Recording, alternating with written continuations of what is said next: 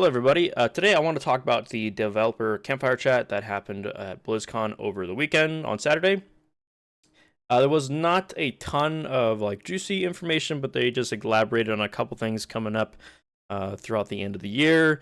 They did touch on the expansion very slightly, but there was not really anything of note there. So basically, whatever they announced at the opening ceremony is most of what they talked about again here at this Campfire chat. There was, again, like I said, not really a lot of holy crap, whoa, crazy announcements. It's just some elaborations on what's to come throughout the end of the year. So I'll start with the patch that's come out next week. It's going to be patch 1.2.2. The main thing there is going to be the Malignant Rings. There's going to be one for each class, and they will drop from Varshan. I don't know if it's World Tier 4 only. It might be, I don't know. But you can fight Varshan in World Tier 3, so there's a chance you can actually get these rings fairly early on if you are lucky. They did show them off on stream. I will skip it. Here we go. Okay, so for rogues, they get the Writhing Band of Trickery. So casting a subterfuge skill leaves behind a decoy trap that taunts and lures enemies, and the trap explodes after 3 seconds, and there's a 12-second cooldown. I'm pretty limited on rogue knowledge. I don't know how strong this is, but the actual stats on the ring do seem to be not bad, so there is that. Sorcerers, you're getting Talrash's Iridescent Loop.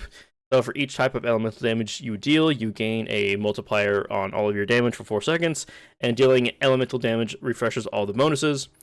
Oops. Pause the video. All right.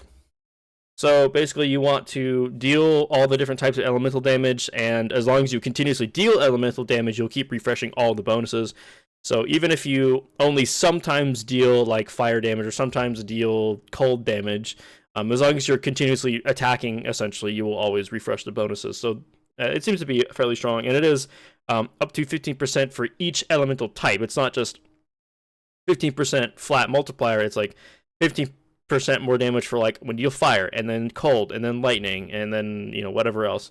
Those are the 3 main ones for sure for sorcerer. So it does seem to be decently strong. I don't know if it beats out any legendary ring that you might want to use as sorcerer. I don't know any specific details on that. I'm not a sorcerer player, but the ring itself does seem to be quite strong, I will say. Next up is going to be the rest of them. So for barbarians, we're getting the Ring of Red Fur.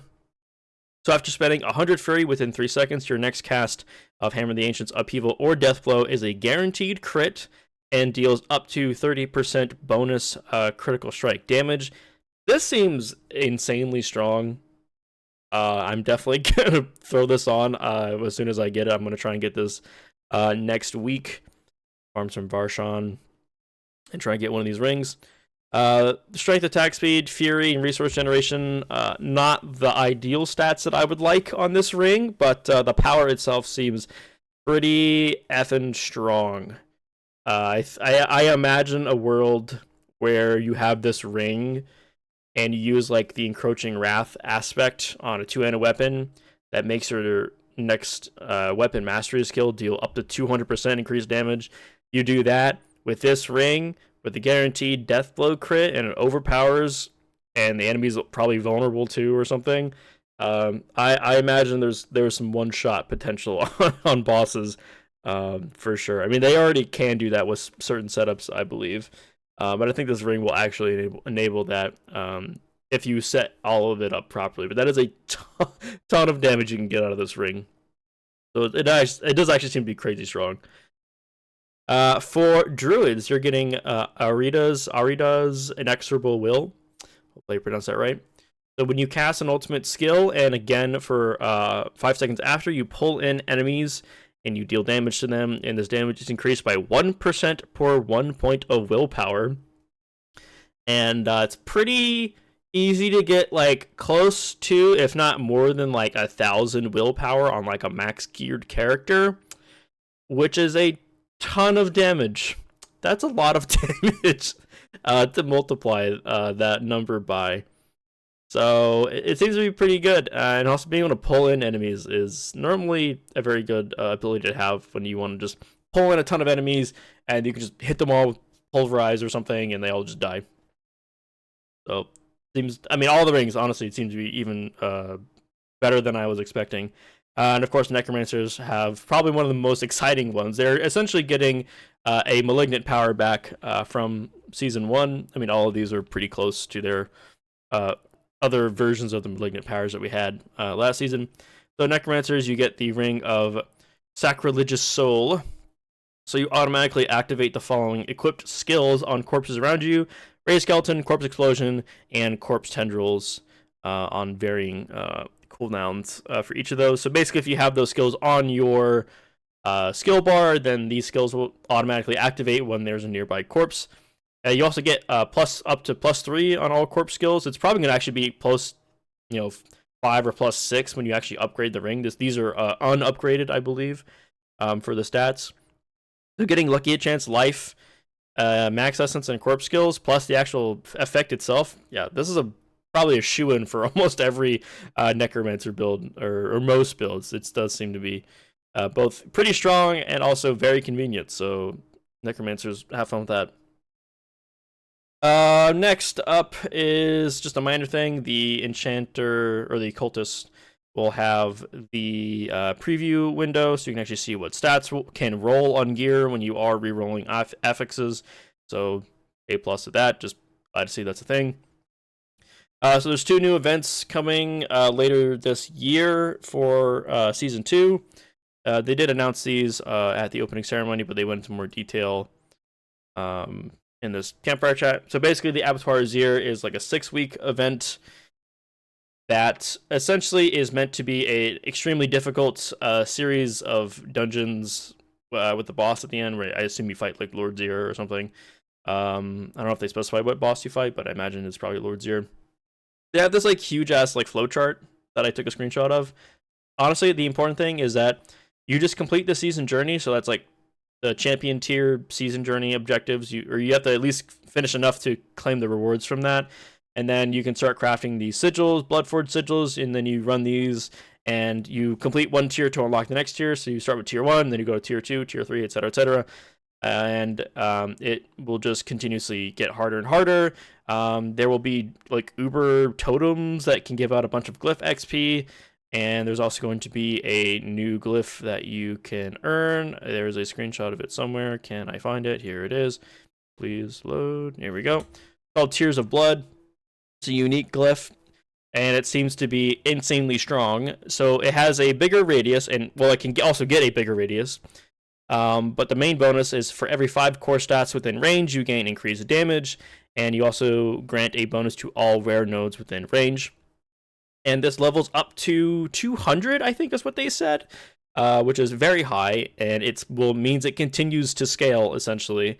I think in radius, and I don't know if the bonuses will scale as you level it up, but I imagine the radius gets bigger and bigger as you continue to level it up. So it's kind of a lengthy grind, possibly. Not sure how long it's going to take to get to like that max level, but it does seem like the actual event itself, where you do these like Bloodforged sigils, they did say is going to be very difficult, and they even said some builds probably won't be able to do it. So we'll see how true that is. But if you're playing a meta build, if you're playing Ball Lightning Sorcerer, you can probably just walk through this thing, at least for most of it. I think there was some gameplay footage shown around from people at BlizzCon. I think it starts at essentially Nightmare Dungeon 100 difficulty, so the enemies are level 154. I might be wrong on that, but it does seem like it starts at that point and it only gets harder. So it's definitely a test your build, actual build tester, and see just how far you can go. So definitely check it out, because this glyph alone seems to be insanely strong. So definitely do pick this up. After that is going to be the Midwinter Blight event that starts on December 12th.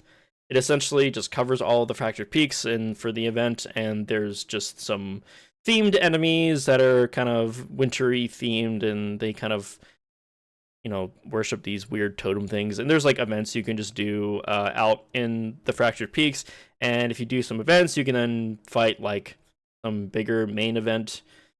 They call them the Red Cloak Husk, and you just kill him and you do stuff. And there's some new cosmetics to earn.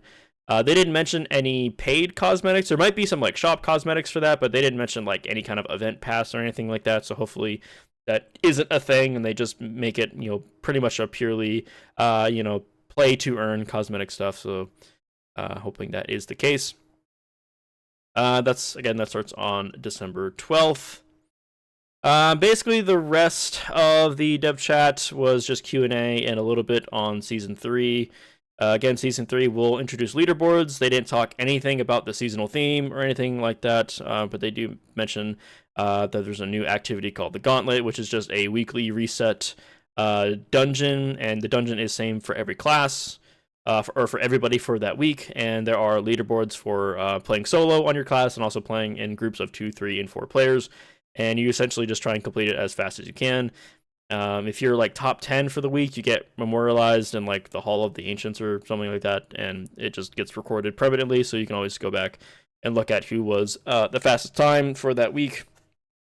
So it's kind of like challenge rifts a little bit like in Diablo 3, but you can kind of run it with any build you want. So that seems neat, I suppose, if you're into leaderboards.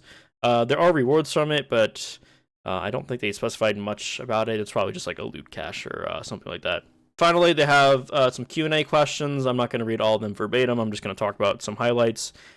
General questions about certain things were like, is there going to be more progression between like World Tier 4 and like Uber Lilith in terms of like basically stuff between like level 70, level 100? And they said yes, but essentially it boils down to, are you creating more content? And the answer is yes. So, I mean, that's a obviously given. They were asked about being able to swap builds, like an armory system where you can like save builds and transition between them. They said they want to do it, but they haven't, fully, implemented and built the system yet, but they are aware people want it, so hopefully that comes sooner rather than later. They're aware that Living Steel for the boss summoning for Grigore is a bit tedious.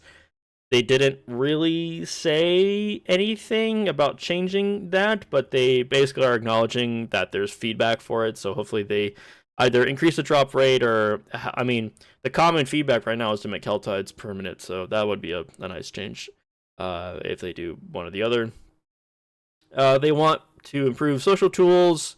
I think they mentioned they want to do it before the expansion launches, but they were asked about like global chat and group finder and stuff, so hopefully that's will be worked on and added soon, but they obviously didn't have any time frame for anything like that, but they are aware that people want it.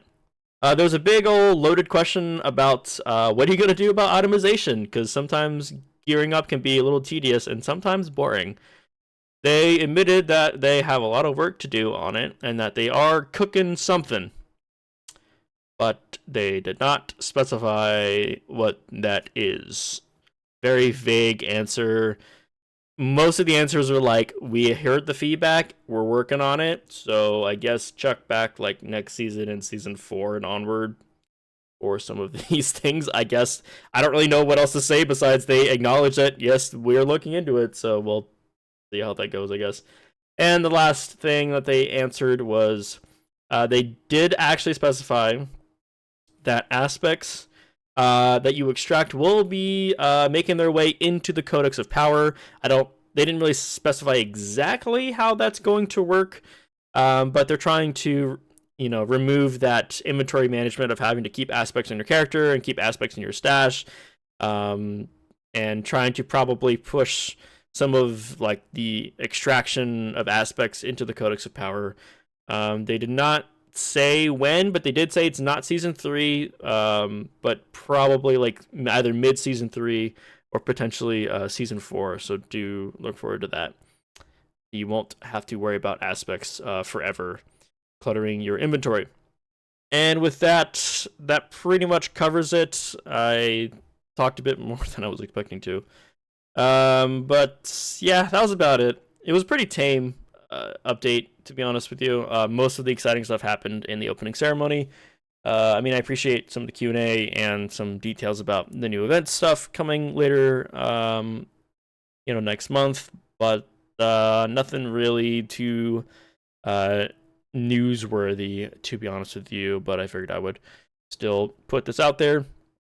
I will mention that I'm not the first person to say this, but yeah, it was a pretty dry Campfire chat, especially considering it was at BlizzCon in front of a live audience. I was kind of hoping for something a bit more, I don't know, exciting. The fact they can't even mention anything about the expansion basically is kind of sucks. Not even a teaser for like what the new class might be. They will say absolutely nothing about it besides it's new. So I mean, I wasn't expecting like gameplay footage or anything like that, but the fact they're just like so hush hush about it is just like, sure, I guess. Just felt me a little underwhelmed watching this, especially since season 2 was already off to a phenomenal start, and the team has been doing pretty good work, pushing into season 2. So it would have been a nice continuation of that good community rapport to continue talking about stuff coming up with the game, because basically anything that's happening after December they were just like very hesitant to talk about. So I guess we will just wait and see when we get the next regular Campfire chat, where they will probably start talking more about season 3. I imagine that's going to happen probably in December, maybe early January. So anyway, I've been talking long enough, so thank you all for watching, and I will see you all in the next video. Hope you all have a wonderful day.